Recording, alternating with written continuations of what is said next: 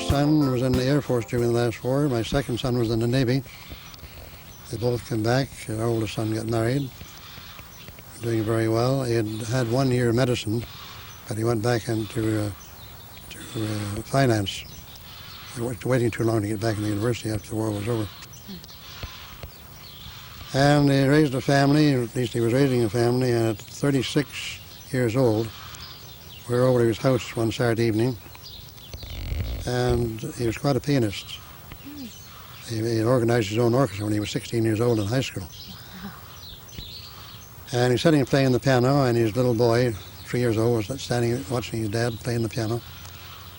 And Bill, my son, got a chill. We got him to bed, we had a hot drink, and went over there Sunday night. He was still in bed, sitting up, writing his orders. He'd been traveling for Marshal Wells. I said, you stay there and I'll take them down in the morning, I'll deliver them to the office. I did that, and when I got to my office, it was in the Parliament buildings, I got a phone call. His wife found Bill dead, sitting in the bathroom. A virus pneumonia. His lungs had flooded and he passed away. So we had tragedy in our home.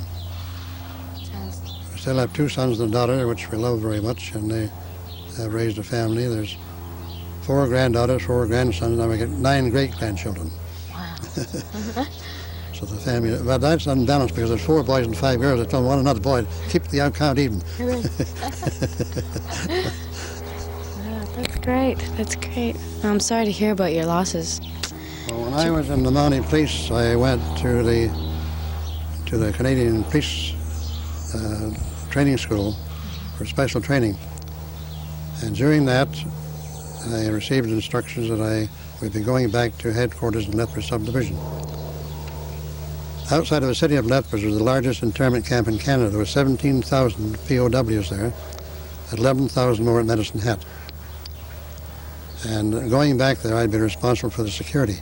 I had to inspect the camps regularly every month. Also, the Air Force training camps throughout, there was 7 training force camps in the southern part of the province. I had to visit them once a month for security. And other government buildings taken over for war purposes, like the flour mills and canneries, stuff like that, all under government control. It's part of my job to check that and also inspect the detachments, police detachments. So I had a busy time during the war. And we had one kind of a rotten thing in a way. At Medicine Hat, I got a call from the adjutant there in charge, and they had asked to set up a school. There was many young Germans who were conscripted into the army that were serving, and they would like to go back to school to increase their knowledge of Germany. And we arranged to get the books back from them. We set up this little school for schoolroom.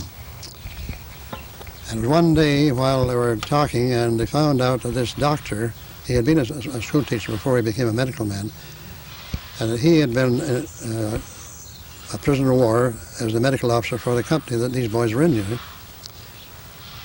And they asked him plainly, were you a Nazi doctor?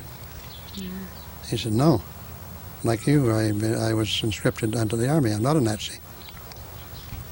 Well, in that camp, there was a number of Gestapo. And we know how to find out who they were because they were tattooed SS under the left armpit in the hair. Round them up and shave them. You see the SS, they knew they belonged to the Gestapo. In the schoolroom, one morning the door burst open, and a whole bunch of these fellows come in, particularly 4. And they grabbed the doctor, 2 of them. One smashed him on the face, a great big guy with a hand like a ham, his blood spurting all over the wall. They put a cord around his neck, dragged him over the corner, and put the cord around the steam pipe valve. His knees on the floor, and they left him. All these other young guys, they tore out and saw what happened, and they were there. Didn't want anything to do with it. They beat it. It took a little while for us to pin that down, and the ones that were in that room as students, we had them all moved to other internment camps in Saskatchewan, Manitoba. And I sent 2 of my plainclothesmen down to interview them, and there they were able to get the information talk. In the meantime, we'd held these 4 we knew were involved in custody. The trial went through, and they were found guilty, and they were executed in the Lethbridge jail for murdering that doctor. So they were hung? Oh, yes.